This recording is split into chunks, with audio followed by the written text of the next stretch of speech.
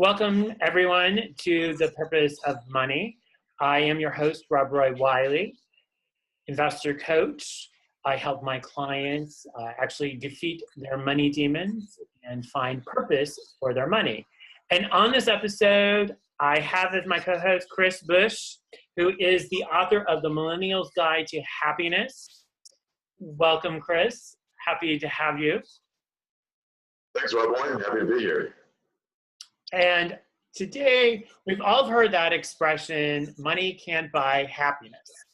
And we're going to explore that. Chris actually has his own saying on this phrase, which twisted it a little bit. So as I like to say, from all the experience that I've gotten, all the research I've done on the topic, I've found that money does not buy happiness. Money buys freedom. Now, with that freedom, you can create more happiness. A lot of people are very good at that, but a lot of times society and pressures will drive us to actually constrict ourselves so that we lose that freedom that we worked so hard to earn in the first place. Cool. Yes, that's very true, because we all want freedom, of course, and to use money as a tool to be able to get that freedom and have the ability to do things that we would want to do. Exactly. It plays back into the difference between pleasure and true happiness. Pleasure is short-lasting, and true happiness is fulfillment, purpose, drive, and essentially reaching that highest level of existence. And a lot of society will drive us to spend our money on those short-term pleasures, whereas the happiest wealthy people on the planet are the ones who spend less and invest in their own true happiness and their relationships with others. And those are the truly wealthy people among us. And I know many of us are trying to find happiness or try to be, happier. If you want to tell our audience just a little bit about how you came about, of course, writing The Millennial's Guide to Happiness, and how you embarked on this journey for happiness, because you are young and you have a lot of wisdom. The book, I'm plugging his book right away at the very beginning, because it's good. It's good. It's worth a read. It's not just intended just for millennials. I'm Generation X. I have gotten a lot out of it, and Chris has some great stories in there. Thank you for the kind words, Rob. I appreciate it. Yeah, so my journey started, I went to Vanderbilt University, graduated early. I was so ready to get into adult world. And I started working for a healthcare IT company called Epic, based up in Madison, Wisconsin. So freezing my ass off, but making pretty good money for a 24-year-old. I was making a little shy of 6 figures. And when you account for the fact that the cost of living in Madison is nothing, it's 71 cents to the dollar, I was making pretty good money for a kid. So I was, wealthy in the traditional sense for a millennial, had the great job, great apartment, fast car, plenty of friends, loving family. But I could sense I was doing something wrong. And that was affirmed when, in July of 2014, I was diagnosed with acute clinical depression. So it became very clear to me early on in my life that my priorities were not in a row. Something was seriously wrong. So I started, rather than take the pills that my psychiatrist gave me and join 10% of America and take a daily antidepressant, I thought I'd rather help those people, and everyone is trying to find happiness, and research ways to build happiness instead. If there's science out there for how to, battle cancer and how to battle other mental illnesses, why not some method for battling unhappiness? And how can we effectively build it, maybe like a muscle? So I started researching happiness like a hobby. I read every happiness book I could find. I talked to psychologists, swamis, monks, millionaires, gurus. I spent 8 days studying in a Buddhist monastery. I traveled the world. I learned more about happiness from a cabbie in Cozumel during the length of a cab ride than I had weeks researching other things. So I came back to Madison, and I had effectively cured myself of my depression, gained a much better understanding of how we can all be way happier with just a little bit of tact and strategy in our daily lives. And I shared this with my friends. And I said, guys, we were all sitting around a bar in Madison, and the standard unit of measurement for alcohol in Madison is a giant glass boot. It's 2 liters. So we're drinking our boots, having a good time. And I told my friends, hey guys, for the past 6 months or so, if you've noticed me being really emotionally distant, or if I've affronted you in any way, I really apologize. It's actually because I've been really depressed, and I've felt it was too hard for me to share that with you before. But I feel confident doing it now just because I've done all this crazy research and I've kind of cured myself, and I feel much better. So I just want to let you guys know. And the reaction surprised me. They kind of, oh, okay, well, good. We're glad you're back. And, pass the boot. But within about 2 weeks, everyone at that table came up to me privately after that night and said, how did you do it? As a 25-year-old, how did you figure out this whole happiness thing? I'm confused too.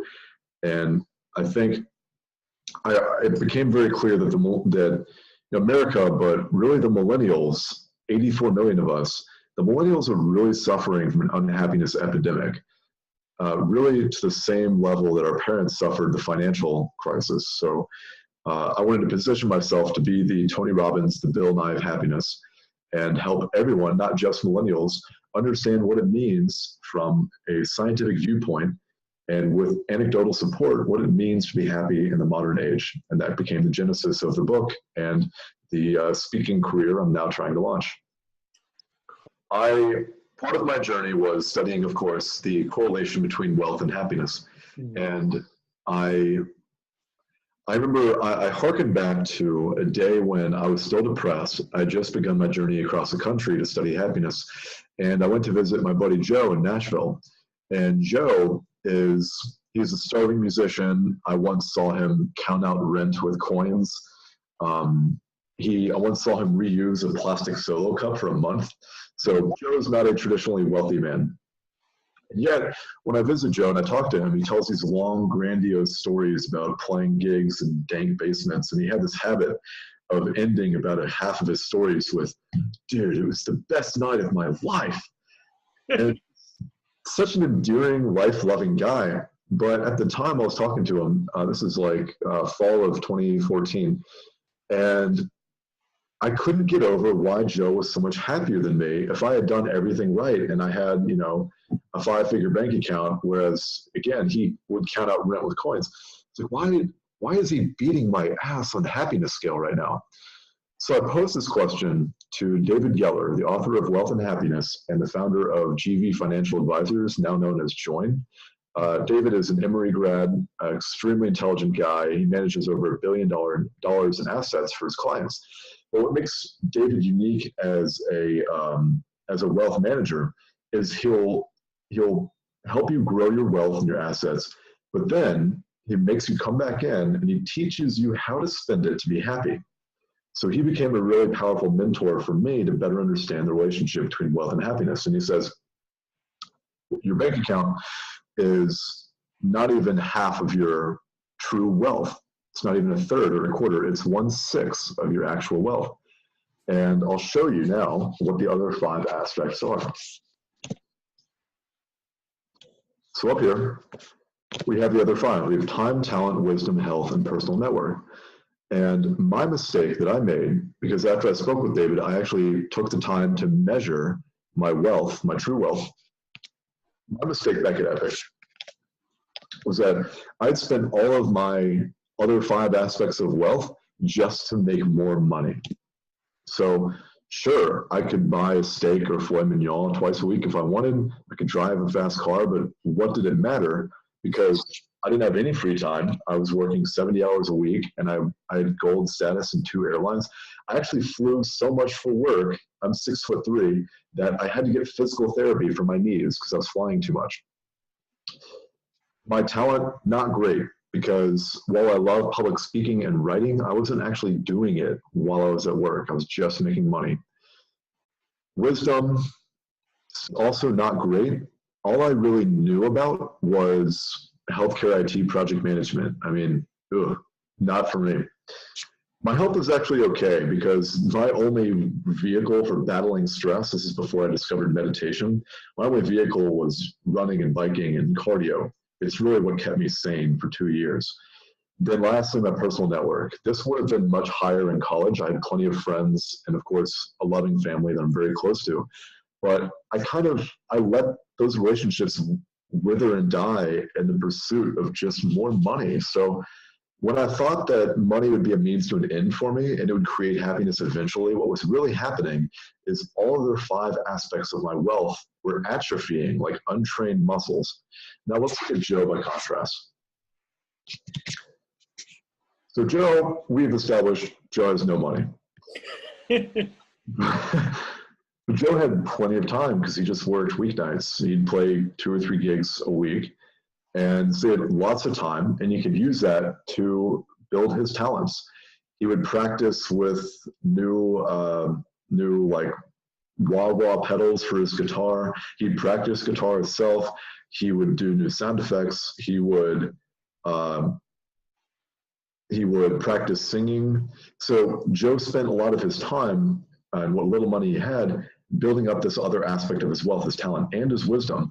So when I got home from my work at Epic, I got home at like 8 o'clock, usually crashing from an energy drink, and I would just play video games for a cheap high and eat a bacon burger, and then pass out. So I wasn't learning anything. Whereas Joe, when he got done with work, he would go to the bar and, some dive, have a couple beers, but then he'd talk to some great salt of the earth people about contracting and taxes and whatever. And Joe would learn a lot from other people while he was building relationships, whereas I was just sitting in my man cave playing video games, waste of time. I actually had Joe beat in health because when I was talking to him, he was rocking the dad bod. Joe would drink enough alcohol to stupefy a Russian dock worker, so he had that going against him. But he kept an okay shape. But while the score right now is 2 me, 3 Joe, he clobbers me in personal network. Because again, I wasn't actively maintaining any of the relationships that I'd earned up until that point in my life that I'd built. I wasn't calling my friends. I wasn't checking in on my family. I was just a machine for making money. Whereas over here for Joe's life, he spent so much time meeting new people and talking to fans after gigs and calling his mom and dad almost every day that at any given moment, I could sense Joe had about 800 people in his phone that he could call and get a beer and a warm bed on a moment's notice. So Joe, as we concluded, David and I, Joe is just a holistically wealthier person than me. So if you look at the wealthiest people across the board in the world, we're looking at Ray Dalio, at Oprah Winfrey, at Bill Gates, Bill and Melinda, looking at people that are very aware that their wealth goes across this whole portfolio of their true happiness, of their holistic well-being. And they find ways to exchange their money for the other 5. I think a common misstep that we make in building happiness as we accumulate our wealth is that as we make the money feels really good. And there are studies to show that getting a paycheck or getting a bonus has a kick like a narcotic. So we build the money, but then we think of ways just to build more money and keep feeling that kick. But what's happening is if we're not training our bodies and our minds, and we're not building our relationships, and we're not learning the things that we care about, the other aspects of our wealth are going to atrophy. So while we build one, the other 5 fall down. And very slowly, we become less wealthy people. So a challenge I would ask anyone watching this right now is ask yourself, what is your true wealth right now? So maybe you're doing well over in this category, but if you don't feel holistically satisfied or you feel a little bit unfulfilled, maybe the answer lies over here in one of these measurements. Maybe you've been making a lot of money this year, but you haven't spent enough time building your relationships. Maybe your health isn't as great because you've been spending too much time flying, just like I did, or drinking stimulants, just like I did. And your health has been atrophying a little bit. So when you've measured your wealth portfolio over here, think of ways you can redistribute your wealth. Now, maybe that could be spending some money to invest in your talents, get a public speaking coach, go take surfing lessons, or exchanging money for health, get a personal coach, get a really nice bike. That's one of the best investments I've ever made, is getting a really nice bike that inspires me to go out and ride it every single day. So think of ways you can redistribute your wealth. And I guarantee you, once you have a better mental vision of your stock portfolio and you go back to it about every quarter, like I do, you'll feel more in control of your wealth and your future well-being. Yeah, I like that, because we always hear that phrase, money can't buy happiness, but we know that money can, as you say, buy freedom, and we know sometimes not exactly how to use it as a tool, instead of just accumulating it, buying things, or even just buying things, but also, using it for experiences and for stuff that we want, that we really want to, what we want to do. So, a lot of cases where money is more like a ball and chain versus then being the freedom that we can have. It's very, very seductive to want to spend the money on, let's say, a BMW M3, mm-hmm. bigger house. And those things will give you that pleasure kick, and they will literally make you feel high for a certain amount of time. But there are really interesting studies that are now showing exactly how long those things really create happiness. There's one I read that said, if you buy your dream home, it will give you that happiness high for about 6 months. Whereas, by comparison, if you'd invested that, let's say, just in like a higher education and more experiences, or even better, in your personal, mental, physical health, that might have had an even higher return in your holistic happiness and your lifespan than just a bigger house. Cool. Well, how does somebody, if they want to read your book, find out how to buy it? Because I know you have it in ebook form, and of course, as I'm holding up the softcover. So yes. How do they buy? Do they like come over and give you money? Yeah, give you my home address. You can, so 3 ways to get the book. You can get it on paperback form on Amazon. You can also get it on Kindle on Amazon. Plus, you can also buy a version signed by me. I'll sign the book, and I'll also add a personal message if you like to. Yeah, there's one. Robroy's got one. I will add a personal message to you or to a family member, a loved one, anyone that you like. And those specialized copies are available on my website, which is www.chrisbusch.com. And actually, if you don't mind, Robroy, I'll share my screen very briefly. Okay. Because I do have a very German last name. I want to make it easy. It's my website. Oops. www.chrisbusch.com. Perfect. Well, and we'll also have a link at the bottom of the blog post and at the bottom of the YouTube video to link over also to check out Chris's the Millennials Guide to Making Happiness. And I'm your host, Robroy Wiley. If you want to reach out to me, of course, I'm an investor coach. So I do help my clients actually discover their true purpose for money, and also while helping them defeat their money demons, because we all have them. And it's a popular topic. And I also do workshops on those, as well as also being a financial advisor. So I can be reached out at Robroy at smartplaninvesting.com is my email address, and at smartplanfinancial.com for more information on our education and workshops that we have. And also can be reached at 770-450-6625, which is our Atlanta office line. So thank you, Chris, and stay tuned. And don't forget to subscribe as we do these Purpose for Money each week for a new episode. Thank you.